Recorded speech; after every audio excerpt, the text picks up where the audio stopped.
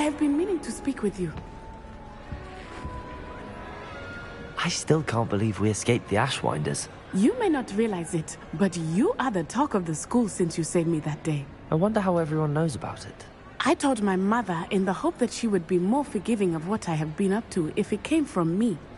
She likely told other professors, and news travels quickly. Unfortunately, she might, in fact, have been even less forgiving than I'd hoped.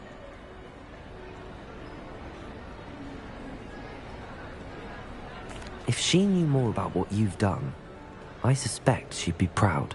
If she knew any more about what I've done, she would never let me out of her sight again. I'm sorry.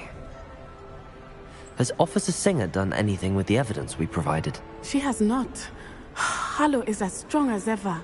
Someone needs to stop him, whether it is us or Officer Singer. If someone had stopped the monsters like him in Matabeleland, my father would be alive today. What exactly happened to your father? It was a beautiful day. My mother had gone to tend to a neighbor who was ill, and so my father and I were galloping in the savannah. Galloping? Your father was also an animagus, I take it? He could become the most majestic giraffe, and he would carry me on his back, my arms around his neck. We were on our way home when we surprised a group of bandits who had come from our village. One of them saw me just as he removed a scarf from his face. He shouted and then aimed his rifle. He didn't want you to identify him. Exactly. In an instant, my father bowed his neck to protect me and was hit. As he fell, my father changed back into his human form. When the bandits saw this, they turned and ran in fear. Magic terrified them, and then he was gone. And it was all my fault. Your fault? How so? He died protecting me. If I had been capable of protecting myself, he would still be alive today. My mother and I tried to go on without him, but it became too much for us there. A few years later, we left to come to Scotland.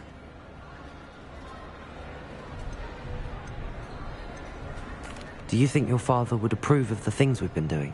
Oh my, that is a good question. In theory, yes. Although he would worry, as my mother does. But I think he, of all people, would understand my persistence.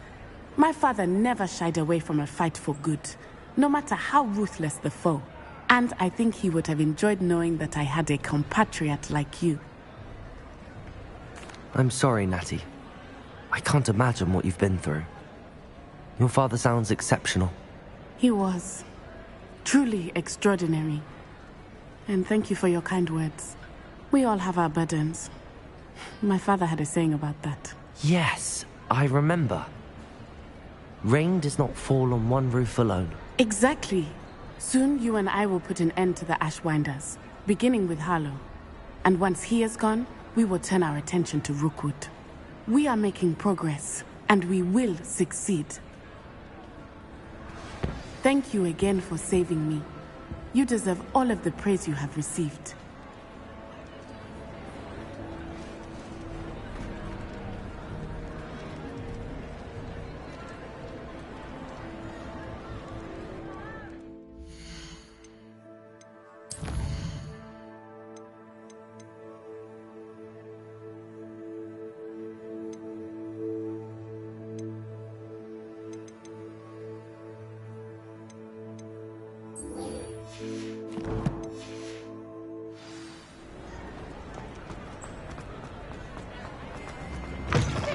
Special knack!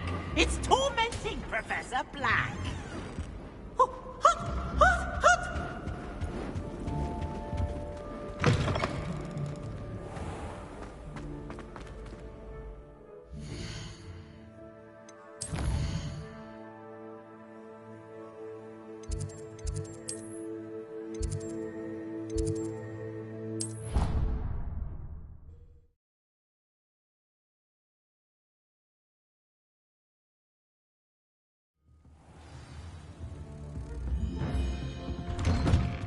Revelio.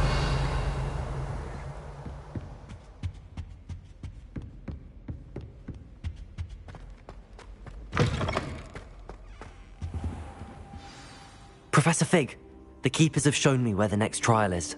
Has something changed? Lodgok and I have learned that the goblins are searching for another repository, like the one we saw at Rookwood Castle. And I discovered that they're building massive drills to help in their search. Professor Fitzgerald seemed very concerned. I see. Ranrock clearly knows even more than we suspected. And sir, there's something else. Lodgok knew Miriam. He knew Miriam? They encountered each other at Rookwood Castle. She was doing research. That's where she found the container with the port key. He liked her so much that he let her leave with it, despite orders from Ranrock. I don't know what to say. She could win over almost anyone. I want to hear more of this. And, in fact, I'd like to speak with Lodgok directly. But we've no time now. Where is the next trial? Believe it or not, it's in the headmaster's office. Incredible. Very well. You'll need the password to get past the stone gargoyle. The headmaster's house elf will know it. I don't know the headmaster's house elf. Will he even speak to me? I imagine he's loyal to the headmaster. He is. So you'll need a disguise. I have just the thing. A polyjuice potion. You'll look and sound like Professor Black. Wait, doesn't Polyjuice Potion require a bit of the person you want to change into? And take ages to brew? It does. So how do you already have Polyjuice Potion to change into Professor Black? One never knows when such a thing may come in handy. Let's just say I felt the need to be prepared for anything after my fruitless trip to the Ministry on his behalf.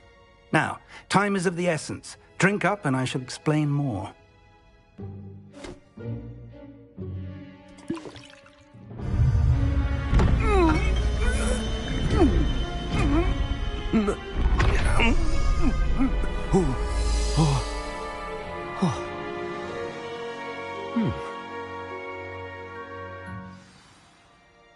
How do you feel?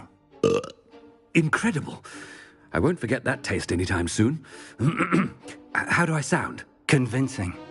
I've taken the liberty of transfiguring your robes.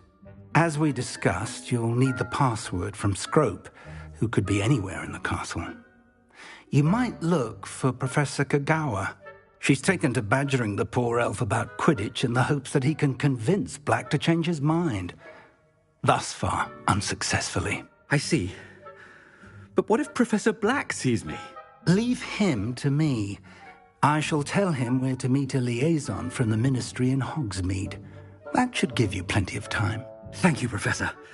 I suppose we'll meet again in the map chamber. It's rather strange to hear gratitude coming from Professor Black. I'll see you there.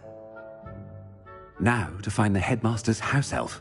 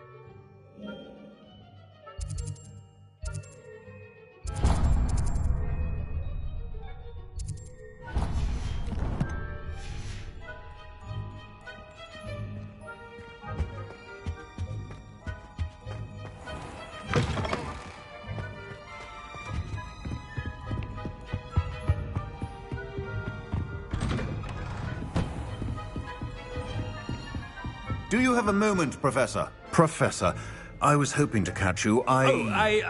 Places to be, Professor Sharp. Places to be. Of course, sir. Only... you'd asked me about a particular potion, and I did? I did, yes. Well, spit it out, Sharp. I don't have all day. Probably best not to discuss it here, sir. Really? Why can't we talk about potions here? Seems fine to me. Very well. I've brewed the cure for boils you wanted. I can drop it by your office when it's convenient. Of course, yes. No need for all the cloak and dagger. Simply have a student deliver it. A student. Very well, sir, if you insist. I do. And thank you, Sharp. I just hope you've brewed enough for all my boils. Now, to determine which student gets this rather Greetings! I mean, out of my way, children! If you must speak with me, consult my secretaries or what. I thought I heard the headmaster approaching.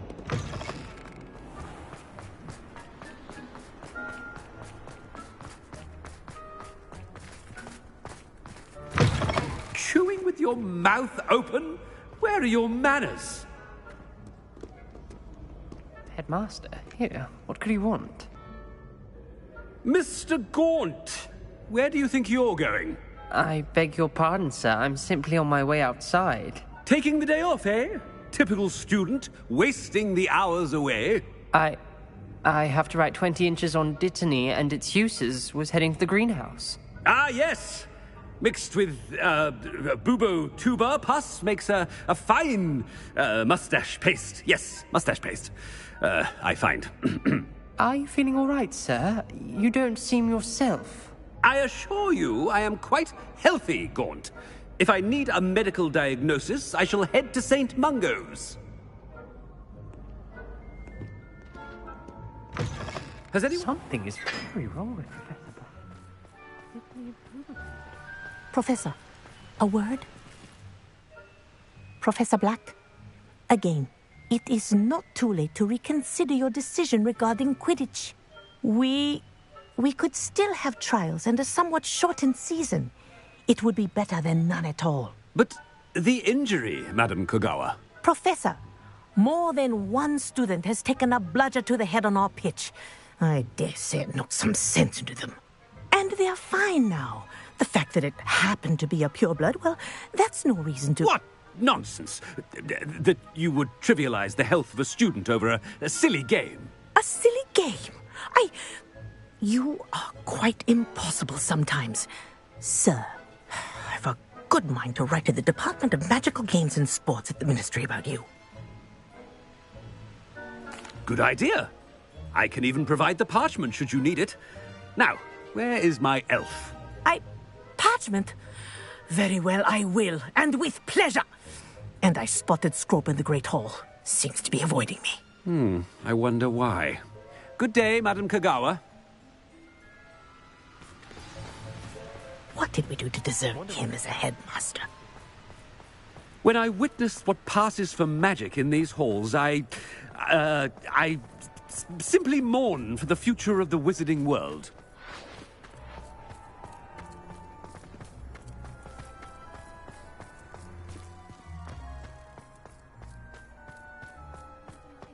How many owls do you think Hogwarts has?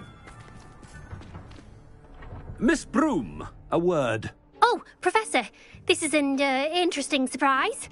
It's Bloom, by the way. Remind me of your area of affinity, Broom. OWLs are swift approaching. Charms, sir. Non-verbal spells. Might work on one that makes me disappear. Well, keep at it, Broom. And before you know it, you'll be as invisible as that new fifth year seems to be. They're not invisible, sir. I've seen them near the library. In fact, they help me with my, heavy books. Speaking of invisible, where's my blasted house elf? Something seems a little off with the headmaster.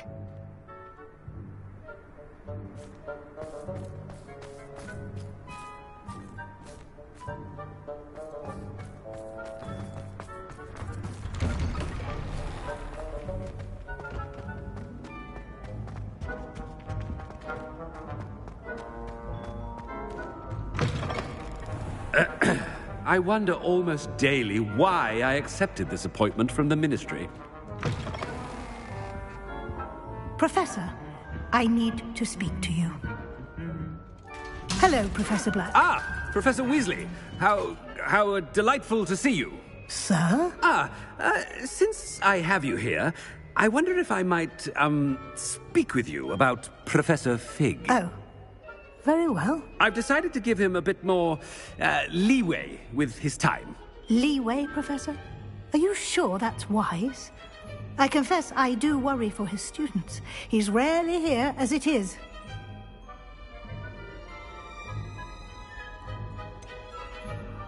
I realize that. and I'd like to keep it that way. I see. But, sir, if I may, I am wary of how much time the new fifth year seems to be spending away from the castle, supposedly on Professor Fig's behalf. I've heard unsettling rumors of their escapades. Everything from sneaking into the Forbidden Forest to confronting Ranrock's loyalists and Rookwood's lot. What? Goodness. You cannot believe everything you hear, Professor. No, you cannot. I mean, I shall keep an eye on Fig. You simply keep doing the wonderful job that you're doing. Simply wonderful. Thank you. But I'm happy to look into... Good. That'll be all, Weasley. I mean, Professor Weasley. Good day. A wonderful job. Leeway for Professor Fig. I shall never understand that. That ought to give Professor Fig some breathing room. Professor Black is happy with Scrope's performance as his house elf. Attention, students! I hereby decree that the Great Hall be forthwith decorated in the elegant banners of Ravenclaw. I shall be taking no questions at this time. Or ever.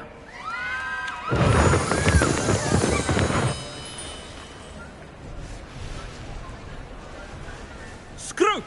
Oh, greetings, Master. Remind me of the password to my office. Oh, but Master made Scrope swear never to tell anyone, even Master himself.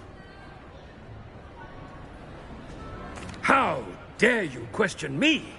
I've a mind to give you a matching set of ears. Yes, sir. Of course, sir. Scrope begs forgiveness. It is the Black family motto, Master. Right. Of course. Master does remember it. It's pure bloods forever, isn't it? Close, Master. Scrope thinks Master is indeed testing Scrope. It is always pure. Obviously. And, of course, as Master knows, in French. Yes, of course. I order you to pronounce it for me. Oh, but Master knows that Scrope's French is most pitiful. Oh, very well. Toujours pur. Ha! Thank you. Never speak of this conversation with me or anyone else. Of course, sir. Scrope shall try his best to keep out of Master's way. The polyjuice potion's wearing off. I best get out of sight.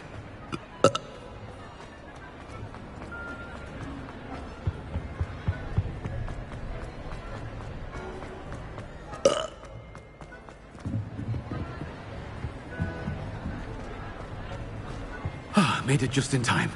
It's wearing off. Fig was right. I can't believe it worked. Now to speak the password to the gargoyle.